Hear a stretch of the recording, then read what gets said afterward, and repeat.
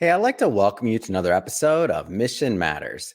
My name is Adam Torres, and if you'd like to apply to be a guest in the show, just head on over to missionmatters.com and click on Be Our Guest to apply. All right, so today is a special episode. I have on David Reich, who is a confirmed author in one of our upcoming Mission Matters books. He is a business leader, and I will tell you, David, you have the record, the very first professional magician I brought on the show, over 5,000 interviews. Thrilled to have you here, man. Happy to be here. Thank you very much. All right, David. So I definitely want to go into your background and also your business. But before we get into all of that, we'll start this episode the way that we start them all, with our Mission Matters Minute. So, David, we at Mission Matters, we amplify stories for entrepreneurs, executives, and experts. That's our mission. David, what mission matters to you? My mission, I've actually worked on this quite a lot. I sum it up in 3 words: entertainment, education, and enlightenment.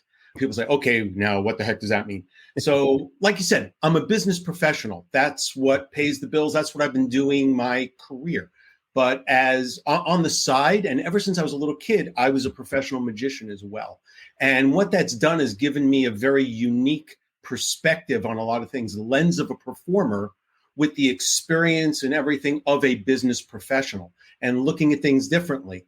And what I've made my mission is not just be successful in business, deliver products and increase sales and revenue and stuff like that, but I'm a geek who loves people.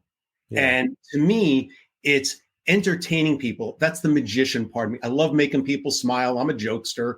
Entertainment, education. I want people to learn and get a message out of the things that I'm showing them, and the things where I'm performing or telling a joke, doing a magic trick, a mentalism trick, some stage hypnosis. I want people to have that V8 moment, if you will. So that's the entertainment, education, and enlightenment. And I want people to come away with, whether I do a show, just to do an entertainment show where I get engaged and do, some recognition event. I want people to walk away with more than just some laughter and how the heck did he do it? And likewise, if I'm engaged to do sales education, executive leadership training, team building, things like that, I want people to come away remembering that way more than, oh yeah, this is just another class that the company sent me through. So that's my mission, is entertain people, educate them, and have them walk away with that enlightenment. And ultimately, just to finish this up, when I run into people, or people will send me emails or messages later on and say, you said something that stuck with me. This helped me. This changed me. That to me is that. I love the laughter. I love the thank you for all the great information. But those things, when I know that I've actually impacted somebody, that's my mission. That's really what I love to do. Amazing. And it's great to have you on. And I'm excited to get into the book and also talk about, your contribution. But first, I find that many people, so I feel like there's this continuum of things we want to do. So when we're kids, maybe we have this idea or something else we want to do. Then little by little, we get put into, whether it's, by ourselves, by society, not going down that route in terms of the argument, but one way or another, maybe we give up some of those things that we early on wanted to do. To me, I find it so interesting that you maintained being a magician and also, practicing your craft, as it's turned into your adult life, and you've added to it. You've gotten better. And our conversations offline about like just the joy it's brought to yourself, obvious as well, like personally, not just professionally. Like, how did you keep the magic? Like, what was your secret? I started when I was 12. I was lucky enough. I grew up in New York City, and the quote unquote Mecca of magic was this shop on the 17th floor of an office building in Times Square. And you had to know it was there. And I was really jazzed about doing some card tricks, bought some books. And in fact, I bought a specially set of 3 printed cards, which I still have to this day. And just a couple of things that I was doing. I was playing around with my friends. I did some birthday parties. And I was actually making good money doing birthday parties. But back then, and I won't say how old I am, But if I had told my dad, "Hey, Dad, I'm not going to college. I'm going to be a professional magician," he would have said, "Yeah, we're going to lock you in the room until that idea comes out of your head." But it was just a lot of fun to play with my friends. And one of my best friends, he was also into it as well. And we were learning card tricks and coin tricks and playing around. And it was really just, it just stayed, while I followed the traditional path, it just kind of stayed with me to just play around with some friends. And I'd always have a deck of cards or some coins around.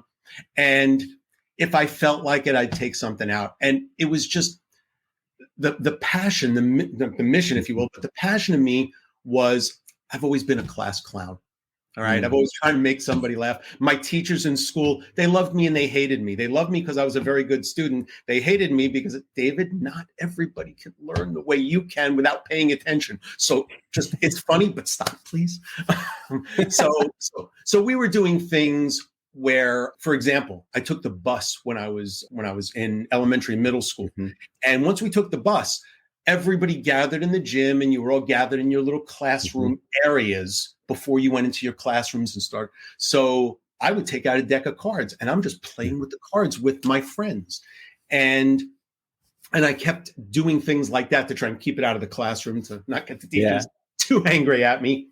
But it just, everything was just a lot of fun. And I enjoyed making people smile, and people would say, "Hey, Dave, show us this. Hey, Dave, show us that." And, it's one of those kid things, as opposed to, I was okay in sports, but I was never the best guy in the sport. This was my thing. And I just kind of kept it going. When I got into college, I started doing, a little more involved things. I got involved in the school radio station. So I was a DJ. And I started really thinking about myself as a communicator. A DJ, we have to do things with an audience, and there's no audience. There's a glass window and nothing on the other side. So how do you talk to people who aren't there? And I started thinking about the communications aspects. And then I started doing, some of the charity work in the school, and they, doing these shows. And guess what? I did magic. So I started doing some of those things, and it just stayed with me as a passion and a hobby. And I was watching the performers on television, the David Copperfield specials and so on. It was just a lot of fun. And then as I moved into, my quote unquote real life, well, I started realizing I could use a lot of those communications concepts in my business meetings, in my interviews, and how to be a better interviewee and an interviewer, and how to think about what motivates people, because that's where the magic comes into play. And what winds up happening is the things just start to merge, because magic, look, I'll give you the secret. There's no such thing as magic. All right. It's all psychology. It's all perception. And what you're trying to do is, you're actually a master communicator. And I was developing my communication skills. That's what helped me be a better business person. And doing the business side helped me as a magician and a mystery performer, as it were, because I'm looking at the different types of people and how different types of people think. So quick story. I was at a magic convention. Don't remember when it was. It was in Daytona Beach. And there's a guy, well-known professional magician. He's more of a magician. He performs a lot, but he's not one of these people you're going to recognize his name because he was on, some special. But in the magician community, he's very well known, and he's written a lot. And one time I was talking to him, and I was asking him how to deal with the hecklers. People say, "I know how he did that. Oh no, he took this card." We do that all the time.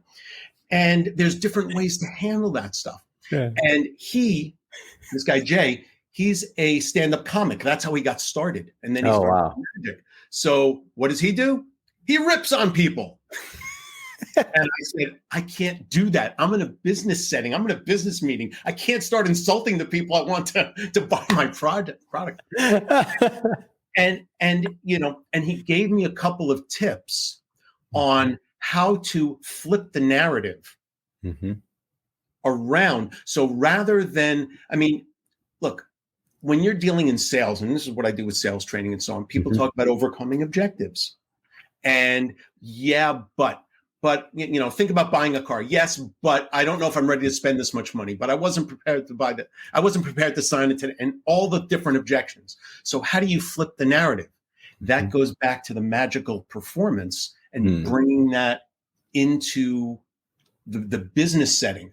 So as I was growing through the years, I was maturing in my communication skills as well. And that's also what kept it going, because I just had this fascination for how people process information. Yeah. Because again, that's what we're trying to do as a magician. I'm doing something over here, but I want you to be looking over here.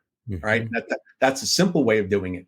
I say something in a particular way because I want you to feel a certain way. I want you to think a certain thing. And flipping the narrative, so I don't have to insult my audience if somebody says, I see what you're doing. Hey, everybody look over here. Look what he's doing. So how do you flip that? That's how this thing just sort of steamrollered into doing both and getting better at both, greater than each one by itself. Yeah. And I see that, by the way, and I think it's pretty genius the way that you were able to connect, a skill and something that you enjoyed and had fun with, from your early childhood years into adulthood, and now make it a professional part of your career as well. And really to link, and your coined term, I should say, and I want you to go into what it means, but you're known as the observationist. So tell us a little bit more about that. So the observationist, that's kind of interesting. It's a word I'd like to think I made up. It's not in any dictionary. What I was doing was I was trying to figure out where I can take this and how I can encapsulate something.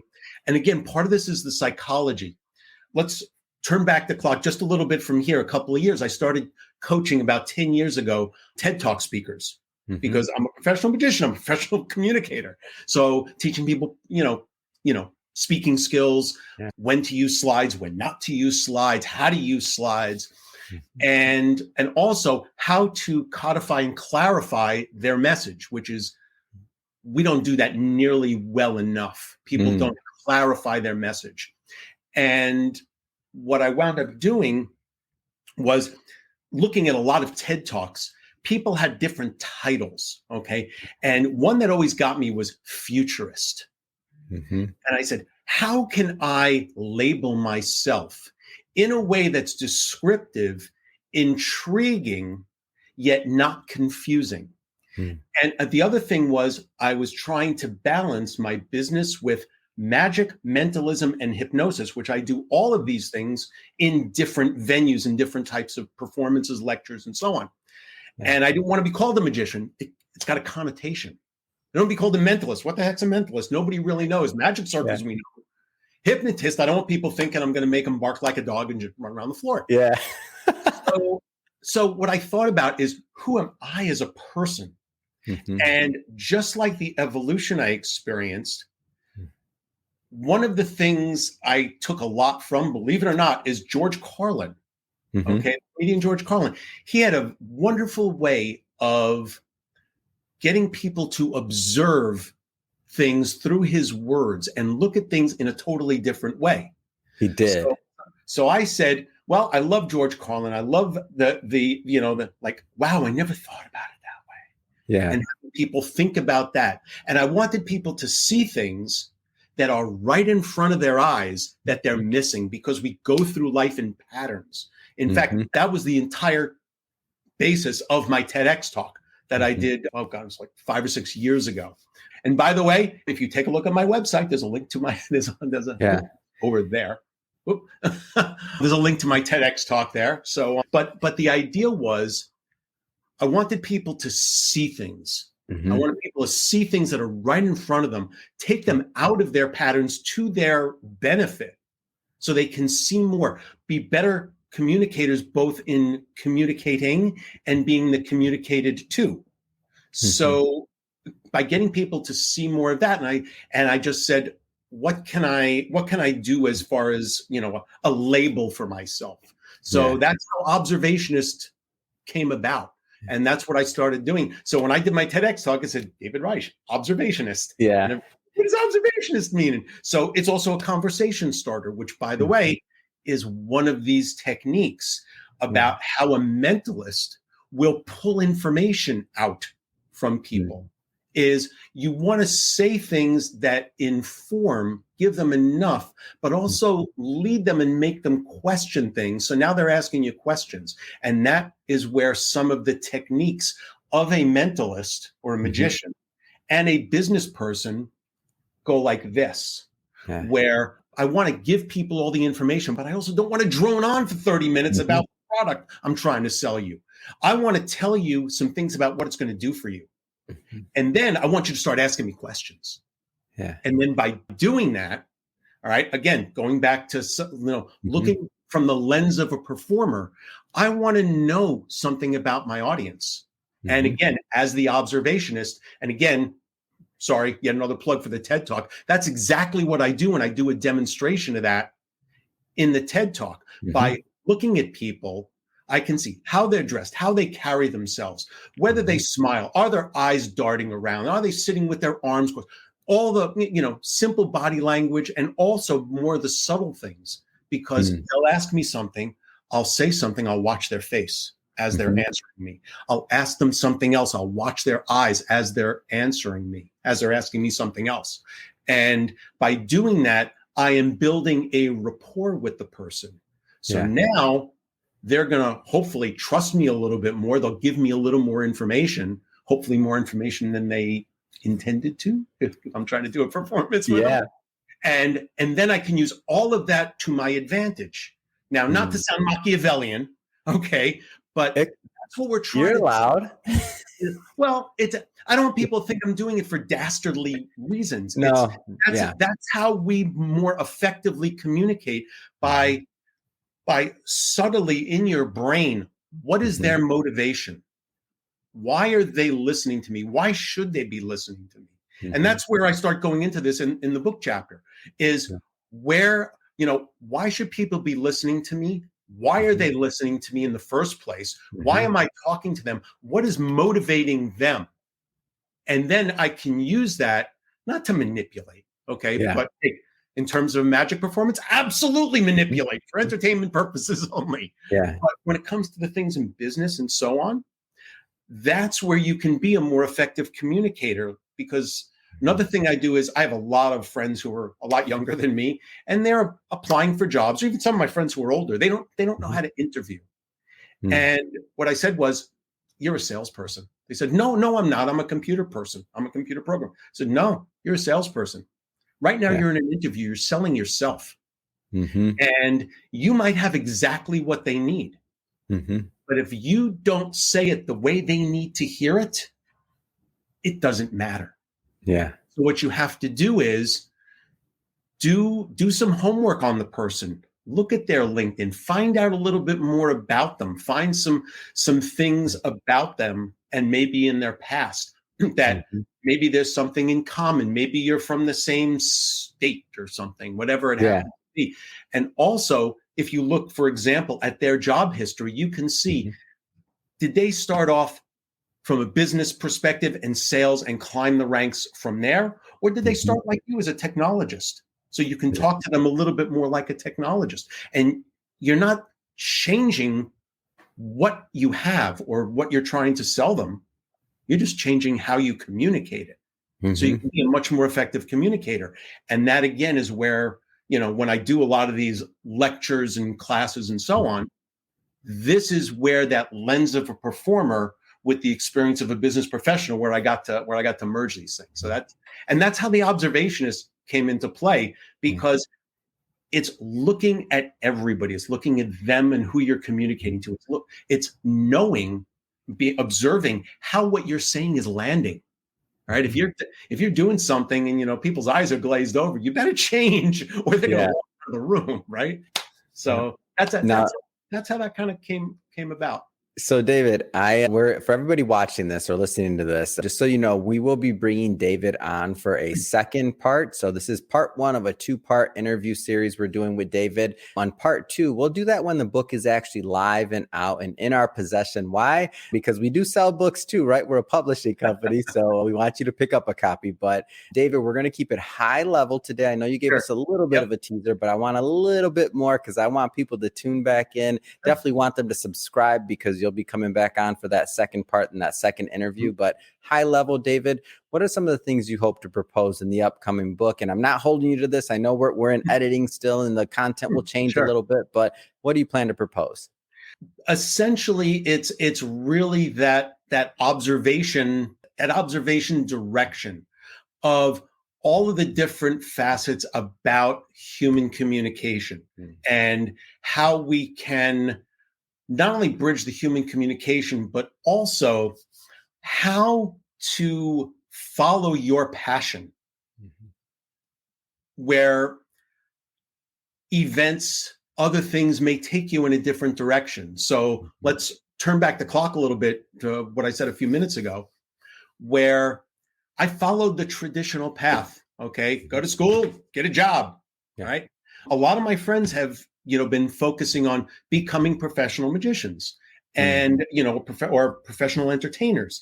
And, look, back when I was a little boy, that was a much more avant-garde kind of thing. Not a lot of people were doing it. Everybody said, go to school, get a job. Yeah. But I never lost that passion for people and doing the magic and having fun. And one of the things, again, this is part of my mission, is, I'm well along in my career. I've had tons of business successes in a whole number of places, but I never gave up that passion. And by keeping that in the forefront and not just relegating it to the bunch of magic books on my shelf and a bunch of tricks and props in the closet, how can you continue to merge what you're doing and, quite frankly, what pays the bills with the things that might not pay the bills as well, but it's your passion, and maybe even figure out ways to put those things together and make them play off each other and build on themselves. And that's what I want to focus on in the book. So it's not just the tools that I was talking about, but, just how to look at life. And one of the things, and we mentioned this briefly just before we went live on the air, is, and in fact, I'll relate a recent story.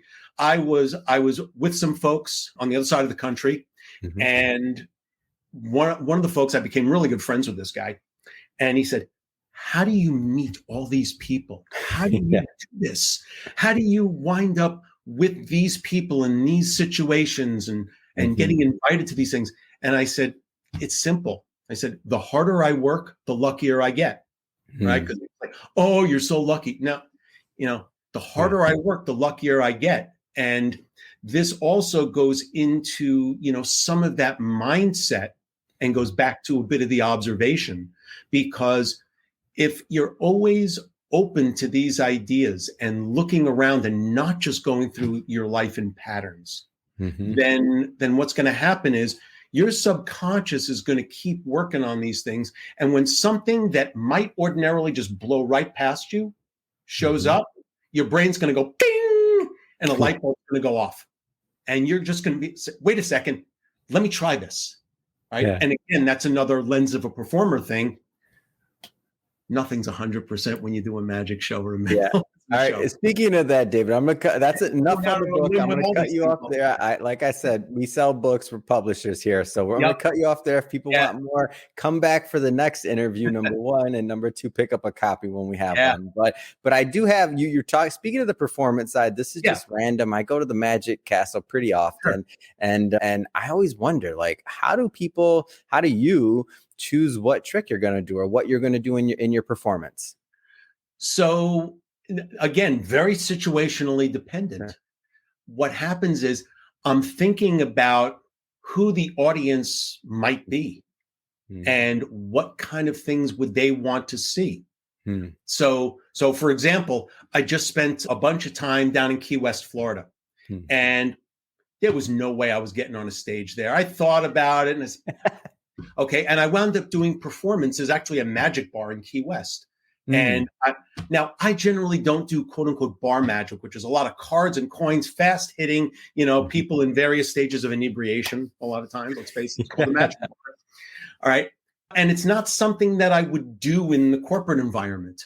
But at the same time, it was a lot of fun. And I learned a lot about myself in doing that stuff. So I started doing a lot more cards and coins as I started. And I said, I haven't done this set of card tricks in a long time. Wow. And I started pulling them out. Now, at the same time, if I'm doing a corporate thing, all right, is it a sales team? Is it a recognition event? What kind of people are there? And I like to tell people, I generally don't do the same show twice ever. Wow. Because I'm trying to figure out, again, why are they there? Why were they invited to this event?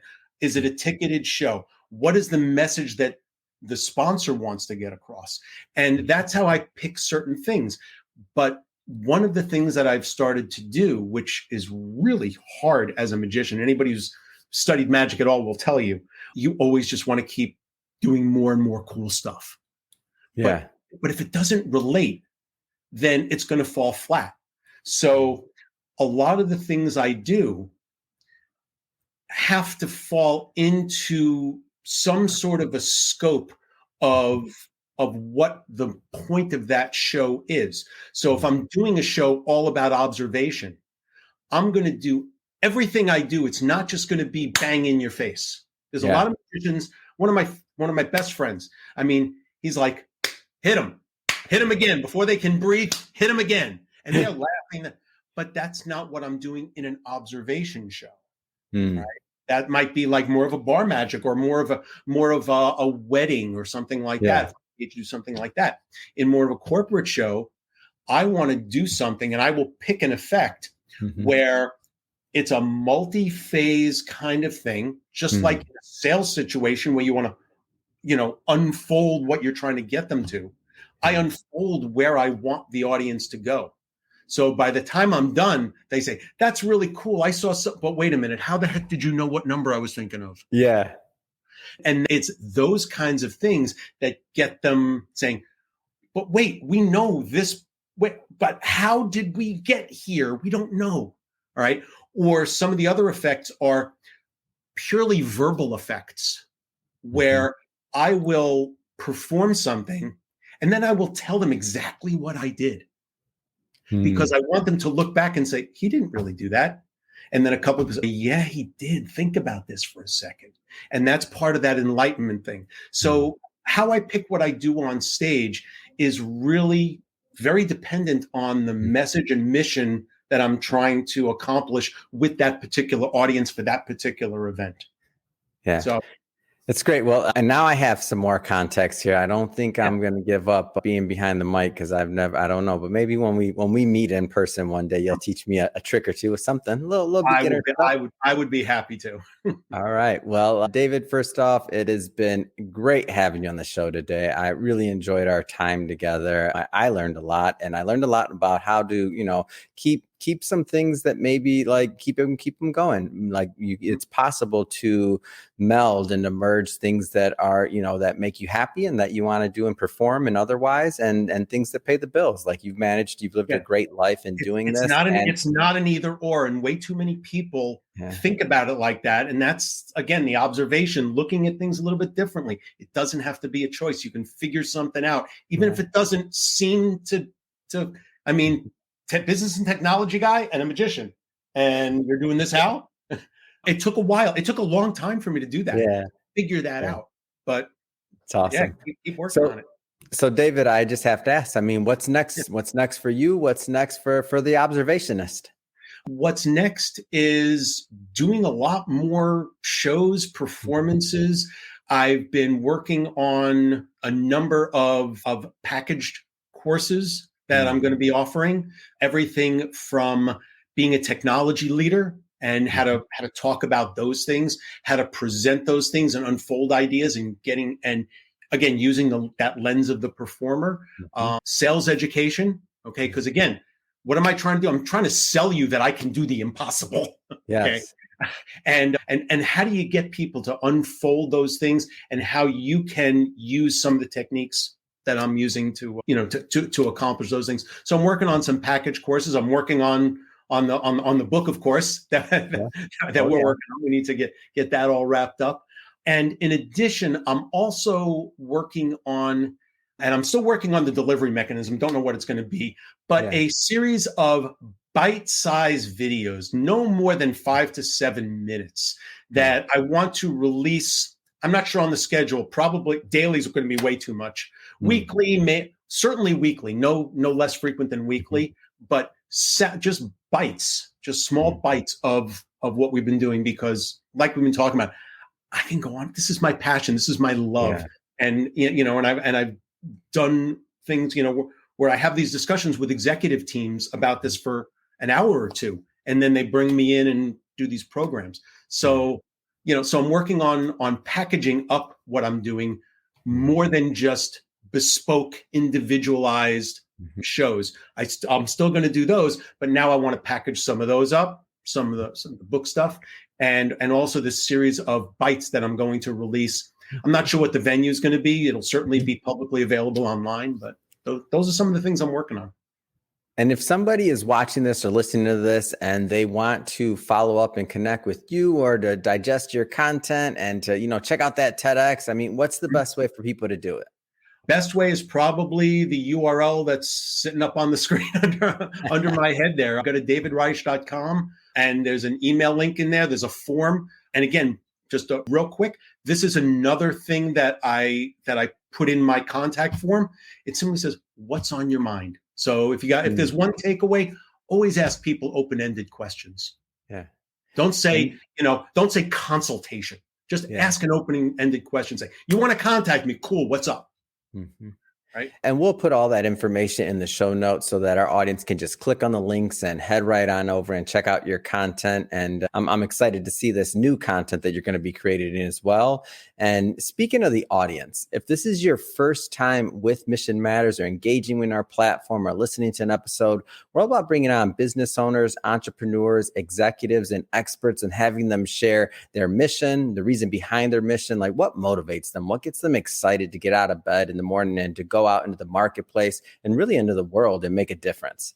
If that's the type of content that sounds interesting or fun or exciting to you, we welcome you. Hit that subscribe button, because we have many more mission-based individuals coming up on the line, and we don't want you to miss a thing. And David, really, it has been a pleasure. Until the next time, man, can't wait till we get to work with each other again. Thank you. Yeah, sounds great. Thank you very much. And thank you, everyone, for watching.